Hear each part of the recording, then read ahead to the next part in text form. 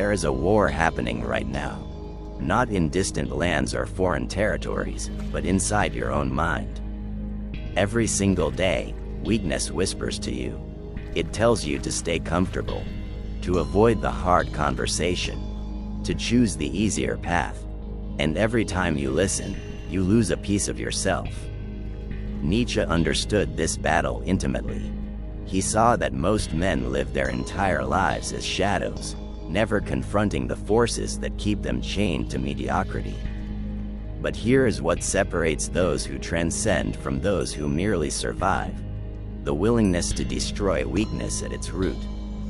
Before we go further, if you are ready to build a mind of steel and stop being controlled by your own fragility, stay with me until the end. And if this resonates, subscribe, because we are going deeper into these truths every single week. Nietzsche once wrote that man is something to be overcome.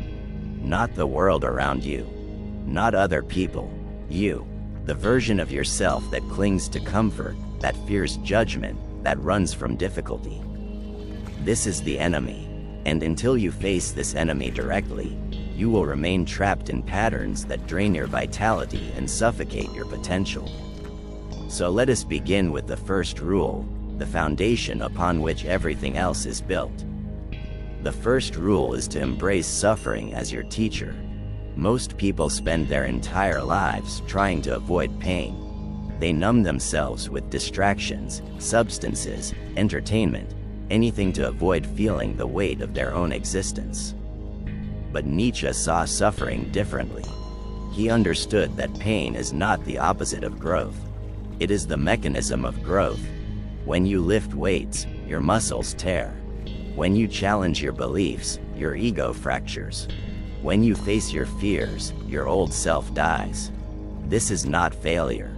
This is transformation. Think about the moments in your life when you grew the most. Were they moments of comfort? Were they times when everything was easy? No. They were the moments when you were forced to confront something difficult. A loss, a failure, a rejection. These experiences carved depth into your character. They revealed what you are truly made of. And if you run from these moments, you rob yourself of the very experiences that forge resilience. But here is what most people miss. Suffering alone does not make you stronger. Meaningless suffering breaks you. What matters is how you interpret the pain. Do you see it as evidence that life is cruel and unfair? Or do you see it as the cost of becoming something greater? Nietzsche called this amor fati, the love of fate. It means accepting everything that happens to you, not with passive resignation, but with active embrace. Every setback becomes fuel. Every hardship becomes training. When you shift your relationship with suffering this way, weakness has nowhere to hide. The second rule is to create your own values. We live in a world that constantly tells you who to be. Society has pre-packaged identities ready for you to adopt. Your family has expectations. Your culture has norms. Your peers have standards. And if you are not careful, you will spend your entire life trying to meet criteria that were never yours to begin with. Nietzsche called this slave morality, the tendency to let others define what is good, what is valuable, what is worth pursuing. Here is the uncomfortable truth. Most people are not living their own lives. They are performing a role that was handed to them. They choose careers that look impressive but feel hollow. They pursue relationships that seem right on paper but lack genuine connection. They adopt beliefs they never questioned simply because everyone around them believes the same thing. This is not strength. This is conformity disguised as stability. To destroy weakness, you must become the author of your own values. This does not mean rejecting everything society offers. It means examining every belief, every goal, every standard you hold and asking, is this truly mine? Did I choose this, or was it chosen for me? When you start asking these questions, you will be surprised how much of what you thought was you is actually just borrowed programming. Nietzsche spoke of the Übermensch, the person who rises above the herd and creates meaning in a meaningless world. This is not about arrogance or superiority. It is about sovereignty. It is about refusing to outsource your sense of purpose to external authorities. When you create your own values, you become immune to the opinions of others. Their approval cannot inflate you because you do not need it. Their criticism cannot deflate you because you do not seek their validation. This is freedom, and freedom is the death of weakness. The third rule is to turn your pain into power. Every person carries wounds, trauma, disappointment, betrayal. The question is not whether you have been hurt. The question is what you do with that hurt. Weak men let their pain define them. They become victims of their past, constantly reliving old injuries, using their suffering as an excuse for why they cannot move forward. But strong men alchemize their pain. They transform it into fuel for creation. Nietzsche himself lived with chronic illness and intense physical pain for most of his life. He could have surrendered to bitterness. He could have let his suffering make him small. Instead, he used it as the raw material for his philosophy. His pain became the lens through which he saw the world with brutal clarity. He wrote some of the most powerful ideas in Western philosophy while barely able to see, while enduring migraines that lasted for days. This is the difference. Weakness complains. Strength creates. How do you turn pain into power? You stop running from it. You stop pretending it does not exist. You sit with it. You examine it. You ask what it is trying to teach you. Every wound carries a lesson. Every failure reveals a blind spot. When you approach your pain with curiosity instead of avoidance, it loses its control over you. It becomes information, not identity. The fourth rule is to destroy your need for approval. This might be the most difficult rule because it strikes at the core of human nature. We are social creatures. We crave acceptance. We want to be liked, respected, admired. There is nothing wrong with this in moderation.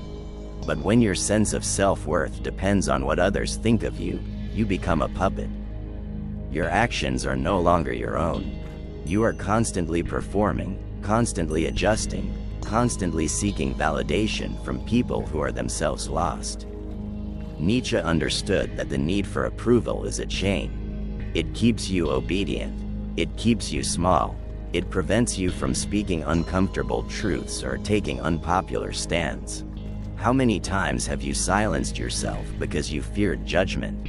How many times have you chosen the safe path because you did not want to disappoint someone?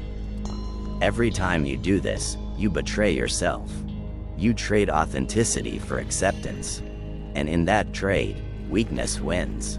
To break this pattern, you must become comfortable with disapproval. Not indifferent, not cruel, but comfortable. You must understand that being misunderstood is the price of being original. Being criticized is the price of having a point of view.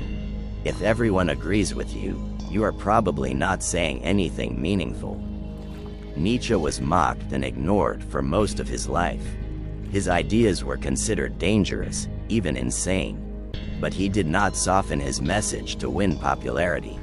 He wrote for those who were ready to hear, not for the masses who preferred comfortable lies. When you stop needing approval, something incredible happens. You become free to act according to your own principles. You can take risks without fear of judgment. You can speak your truth without worrying about offense. This does not mean being reckless or insensitive. It means being authentic, and authenticity has a magnetic quality that superficial approval never achieves. Are we starting to see the pattern here? Every rule builds on the previous one. Embrace suffering. Create your own values. Turn pain into power. Destroy the need for approval. These are not separate strategies. They are interconnected principles that work together to dismantle weakness at every level. The fifth rule is to practice ruthless honesty with yourself. Weakness thrives in self-deception. It hides behind excuses, rationalizations, and comfortable narratives. You tell yourself you are too busy to pursue your goals when the truth is you are afraid of failing.